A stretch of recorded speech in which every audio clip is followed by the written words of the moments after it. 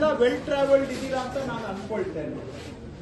ಬೇರೆ ಕಡೆ ಎಲ್ಲ ನೋಡಿದೀರಾ, ಅಕ್ಕಪಕ್ಕ ರಾಜ್ಯಗಳಲ್ಲಿ ನೋಡಿದೀರಾ, ಬೇರೆ ಕಡೆ ಎಲ್ಲಾ ಕಡೆ ಇದೇ ತರ ಪಾಟೋಲ್ ಆಗತ್ತಾ? ಹೋಗ್ಲಿ, ಅವ್ರದ್ದು ಎಸ್ಟಿಮೇಟ್ ನಮ್ದು ಎಸ್ಟಿಮೇಟ್ ಡಿಫ್ರೆನ್ಸ್ ಇದ್ರೆ ಯಾರಾದ್ರೂ ಹೇಳಿ. ಹಾಗಾದ್ರೆ ಏನ್ರಿ, ನೀವು ಒಂದು ಅವರೇ ಬೇರೆ ಎಸ್ಟಿಮೇಟ್ ಮಾಡ್ತಾರೆ, ನೀವು ಬೇರೆ ಎಸ್ಟಿಮೇಟ್ ಮಾಡ್ತೀರೇನ್ರಿ?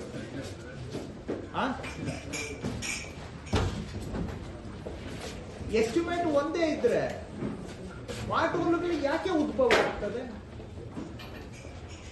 ಏನು ಮಳೆ ಬರೋದು ನಮ್ಗೆ ಗೊತ್ತಿಲ್ವಾ?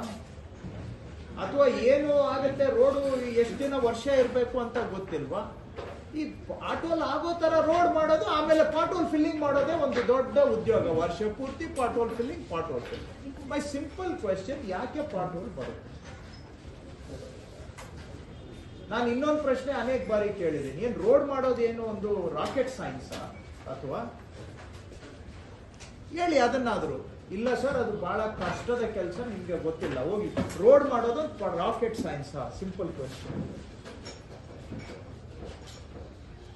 ಸೊ ನೀವು ಮಾಡೋ ಕೆಲಸನ ಕರೆಕ್ಟ್ ಆಗಿ ಮಾಡಿದ್ರೆ ಮೂಲದಲ್ಲೇ ಎಷ್ಟೋ ಸಮಸ್ಯೆಗಳು ಉದ್ಭವ ಆಗೋದನ್ನೇ ನಾವು ತಪ್ಪಿಸಬಹುದು. Prevention is the best cure. ಇದಕ್ಕೆ ಕೆಲವು ಕೆಲಸಗಳು ಬಹಳ ಕ್ಲಿಷ್ಟಕರವಾಗಿರ್ತದೆ, ನನಗೆ ಅರ್ಥ ಆಗುತ್ತೆ. ಆದ್ರೆ ಬೇಸಿಕ್ ವರ್ಕ್ಸ್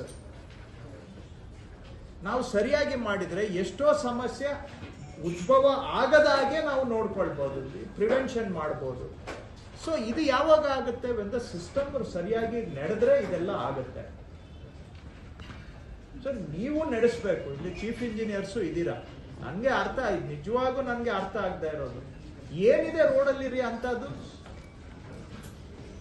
ಈ ಕಡೆಯಿಂದ ರೋಡ್ ಮಾಡ್ಕೊಂಡು ಹೋದ್ರೆ ಆ ಕಡೆ ಪಾಟೋಲ್, ಆಮೇಲೆ ಪಾಟೋಲ್ ಫಿಲ್ಲಿಂಗ್, ವರ್ಷ ಪೂರ್ತಿ ಪಾಟೋಲ್. ಬೆಂಗಳೂರು ಅಂದ್ರೆ ಪಾಟೋಲ್ ಬಿಟ್ರೆ ಇನ್ನೇನು ಚರ್ಚೆ? ಏನ್ ಹೇಳಿಯಪ್ಪ ಯಾರಾದ್ರು ಇಂಜಿನಿಯರ್ಸ್? ಪಾಟೋಲ್ ಇಲ್ಲದೆ ರಸ್ತೆ ಮಾಡ್ಲಿಕ್ಕೆ ಆಗೋದಿಲ್ವಾ? ಬರದ ಹಾಗೆ ಅಕ್ಕಪಕ್ಕ, ಈಗ ನಾನು ಯಾವ್ದು ರಾಜ್ಯ ಹೆಸರು ಹೇಳಲಿಕ್ಕೆ ಹೋಗೋದಿಲ್ಲ, ಎಲ್ಲರೂ ಇದ್ದಾರೆ. ಹೆಚ್ಚು ಮಳೆ ಬೀಳೋ ಕಡೆನೂ ಕೂಡ ಪಾಟೋಲ್ ಇಲ್ದಂಗೆ ರಸ್ತೆ ಮಾಡಿದಾರ ಇಲ್ವಾ? ನಿಮ್ಗೆ ಏನ್ ಕಷ್ಟ? ಸಿಂಪಲ್. ನಾನು ಇದನ್ನು ಒಂದು ಉದಾಹರಣೆ